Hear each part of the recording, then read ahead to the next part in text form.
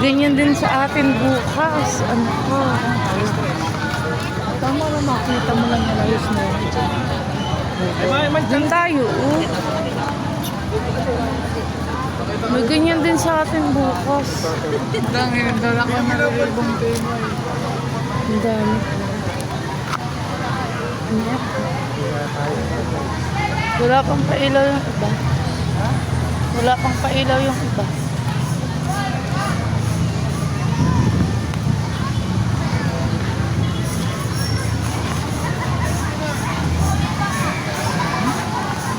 Parang bigis.